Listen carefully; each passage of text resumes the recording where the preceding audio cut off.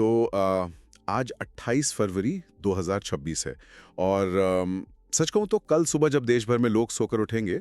उनकी डिजिटल दुनिया पूरी तरह से बदल चुकी होगी। बिल्कुल, मतलब सालों से हम मैसेजिंग ऐप्स का इस्तेमाल जिस आज़ादी के साथ करते आ रहे हैं ना, उसकी आज आखिरी रात है। हाँ, क्योंकि डिपार्टमेंट ऑफ टेलीकम्युनिकेशंस यानी जो डीओटी है, उसका नया सिम बाइंडिंग रूल कल से जमीनी स्तर पर लागू हो रहा है। सही कहा। तो इस विस्तृत चर्चा का मुख्य उद्देश्य यही है कि हम इस नए रूल को गहराई से समझें। हम उन सभी उपलब्ध स्रोतों और तथ्यों का विश्लेषण करेंगे जो बताते हैं कि ये नियम आखिर है क्या और सरकार ने इतना बड़ा कदम क्यों उठाया है। और साथ ही इसका रोजमर्रा के कम्युनिकेशन पर क्या असर पड़ेगा, क्योंकि हमारे पास इसे डिकोड करने के लिए बस थोड़ा ही समय है, तो हमें सीधा मुद्दे पर आना चाहिए। चलिए इसे थोड़ा डिटेल में समझते हैं। ये कोई साधारण ऐप अपडेट नहीं है, ये डिजिटल जिंदगी को पूरी तरह से बदलने वाला है। बिल्कुल।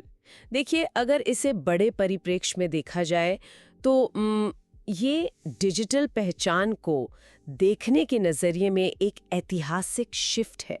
पहले सुविधा ही सब कुछ थी। हाँ, मतलब कम से कम रुकावट हो। वही, लेकिन इस नए नियम के साथ उस पूरी व्यवस्था को उलट दिया गया है। अब सुविधा पीछे है और सुरक्षा सबसे ऊपर है। तो अगर हम थोड़ा पीछे चलें और देखें कि आज तक सिस्टम कैसे काम करता था, मतलब कल तक कितनी आज़ादी थी लोगों के पास। हाँ, कोई भी इंसान एक बार किसी फोन में अपना नंबर डालकर ओटीपी वेरीफाई कर लेता था और बस उसका काम हो गया। उसके बाद वो चाहे तो अपने फ़ोन से वो फिजिकल सिम कार्ड निकाल कर किसी दराज में रख दे या किसी और को दे दे, या फिर फोन में कोई दूसरा सिम डाल ले। बिल्कुल, वो ऐप सिर्फ वाईफाई के सहारे महीनों तक धड़ल्ले से चलता रहता था। मैंने इसके बारे में जो रिसर्च पढ़ी है उसे एक ताले और चाबी के उदाहरण से बहुत आसानी से समझा जा सकता है। हाँ, वो ताले और चाबी वाला उदाहरण इस तकनीक को बहुत सटीक तरीके से समझाता है। तो पुराने सिस्टम में ओटीपी एक तरह से चाबी की फोटोकॉपी बनाने जैसा था। ऐप वाले ताले को एक बार ओटीपी वाली चाबी दिखाई, उसकी कॉपी बन गई और अब असली चाबी कहीं भी रख दो और ऐप उस फोटोकॉपी से खुलता रहता था। हाँ, लेकिन अब ये नया नियम कहता है कि अब कोई फोटोकॉपी नहीं चलेगी। अब ताला तभी खुलेगा और तभी खुला रहेगा जब वो असली चाबी यानी सिम कार्ड हर वक्त उस ताले के अंदर मौजूद हो। बिल्कुल। यहाँ ध्यान देने वाली बात यह है कि अगर चाबी बाहर निकली तो ताला तुरंत बंद हो जाएगा। और इसी तकनीकी प्रक्रिया को बाइंडिंग कहा जाता है। अब तक ये सारे मैसेजिंग ऐप्स पूरी तरह से क्लाउड आधारित ऑथेंटिकेशन पर चलते थे। सर्वर को बस एक बार पूछना होता था। पर कल से इन ऐप्स को बैकग्राउंड में ऑपरेटिंग सिस्टम के साथ लगातार एक साइलेंट बातचीत करनी होगी। हाँ, वो हर कुछ मिनटों में ओएस से पूछेंगे कि जिस नंबर से ये अकाउंट चल रहा है, क्या वो फिजिकल सिम अभी भी इसी डिवाइस के सिम स्लॉट में है। और अगर जवाब हाँ है तो ऐप चलता रहेगा, लेकिन अगर जवाब ना हुआ तो ट्रिगर इवेंट शुरू हो जाएगा। बिल्कुल, जैसे मान लीजिए फोन की बैटरी खत्म हो गई और किसी ने अपना मुख्य सिम निकालकर किसी और के फोन में डाल लिया। तो जैसे ही वो सिम बाहर आएगा, वो बैकग्राउंड चेक फेल हो जाएगा और ऐप तुरंत काम करना बंद कर देगा। अकाउंट लॉग आउट हो जाएगा।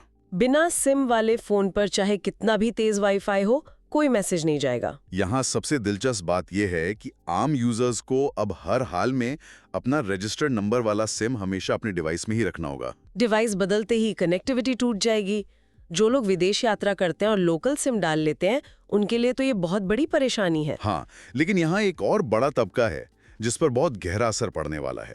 डेस्कटॉप और वेब वर्जन का इस्तेमाल करने वाले लोग। अरे हाँ, जो लोग ऑफिस में व्हाट्सएप वेब या टेलीग्राम डेस्कटॉप इस्तेमाल करते हैं, उनके लिए सबसे बड़ा बदलाव है। मतलब ऑफिस में तो लोग सुबह लैपटॉप खोलते हैं और उनका मैसेजिंग वेब वर्जन हफ्तों तक लॉगिन रहता है, फोन चाहे बैग में पड़ाओ। लेकिन अगर इसे बड़े पैमाने पर देखें तो वेब सेशंस पर अब एक सख्त टाइमर लगा दिया गया है। अब हर 6 घंटे में ऑटो लॉग आउट हो सकता है। हर 6 घंटे में? ये तो काम के बीच में बहुत बड़ी चुनौती खड़ी कर देगा। बिल्कुल, इसका मतलब है कि वेब इस्तेमाल करने वालों को दिन में कई बार क्यूआर कोड स्कैन करके अपने अकाउंट को रीऑथेंटिकेट करना पड़ेगा। स्क्रीन पर अचानक क्यूआर कोड आ जाएगा और फिर से फोन ढूंढो, स्कैन करो। सर्वर असल में ये चेक कर रहा है कि असली यूजर असली फोन और असली सिम के साथ अभी भी मौजूद है या नहीं। ये एक तरह का डिजिटल रोल कॉल है। तो इन सब का आखिर मतलब क्या है? कोई भी सरकार ऐसा क्यों कर रही है जिससे आम लोगों को इतनी असुविधा हो? इतना कड़ा कदम उठाने की क्या जरूरत थी? कारण बहुत ही गंभीर है और वो जुड़ा है साइबर क्राइम की दुनिया से। डीओटी ने जो दस्तावेज सामने रखे हैं वो मुख्य रूप से सिम स्वैप फ्रॉड और पहचान के गलत इस्तेमाल को रोकने के बारे में है। हाँ, मैंने कुछ केस स्टडीज में पढ़ा है कि ये फ्रॉड करने वाले कितने शातिर होते हैं। वो किसी तरह ओटीपी हासिल कर लेते हैं और फिर किसी डमी फोन में ऐप इंस्टॉल करके लॉगिन कर लेते हैं। और असली यूजर को पता भी नहीं चलता। और सबसे खतरनाक बात ये थी कि अपराधी उस डमी फोन में ऐप चालू करने के बाद सिम निकालकर फेंक देते थे, ताकि पुलिस उन्हें मोबाइल टावर से ट्रैक ना कर सके। बिल्कुल।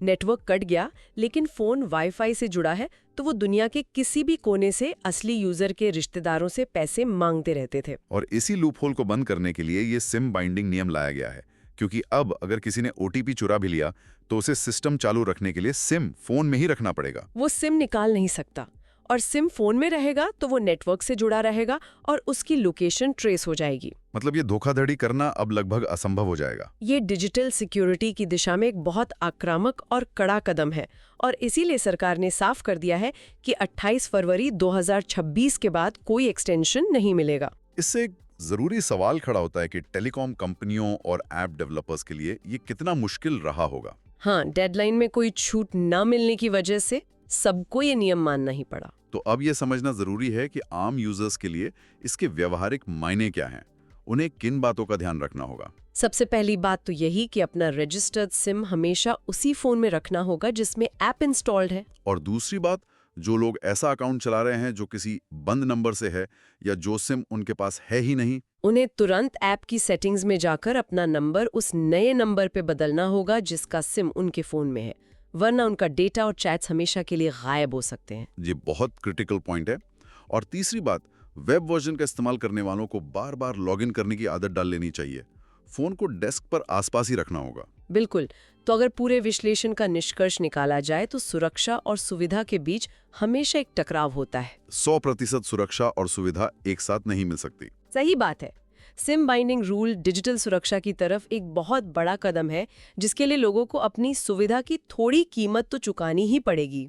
यही स्पष्ट करना बहुत जरूरी है कि आज की इस चर्चा में हमने जो भी जानकारियां दी हैं वो पूरी तरह से उपलब्ध स्रोतों और सरकारी दिशा निर्देशों पर आधारित हैं। हाँ, हमारा उद्देश्य किसी भी नियम का समर्थन या विरोध करना नहीं है, बल्कि सिर्फ तथ्यों को निष्पक्षता से सामने रखना है ताकि लोग इस बदलाव को समझ सकें। बिल्कुल। तो कल सुबह से ये नया नियम हमारी जिंदगी का हिस्सा बनने जा रहा है, लेकिन इस पूरी चर्चा के अंत में एक बहुत ही गहरा विचार सामने आता है जिस पर गौर किया जाना चाहिए। वो क्या? जब व्हाट्सएप और टेलीग्राम जैसे मैसेजिंग ऐप्स के लिए भी फोन के अंदर एक फिजिकल सिम का होना इतना जरूरी हो गया है, तो क्या भविष्य में लोगों का झुकाव पूरी तरह से डिसेंट्रलाइज्ड कम्युनिकेशन नेटवर्क्स की तरफ बढ़ेगा? हाँ, क्या सुविधा छिन जाने के बाद लोग ऐसे विकल्पों की तलाश करेंगे जिन्हें किसी फोन नंबर या सिम कार्ड की जरूरत ही ना हो? ये एक ऐसा सवाल है जो कम्युनिकेशन के भविष्य को पूरी तरह बदल सकता है। तकनीक हमेशा कोई नया रास्ता निकाल ही लेती है। बिल्कुल। तो इसी विचार के साथ हम इस विस्तृत चर्चा को यहीं समाप्त करते हैं। डिजिटल दुनिया बदल रही है और इसे समझना ही सबसे बड़ी तैयारी है।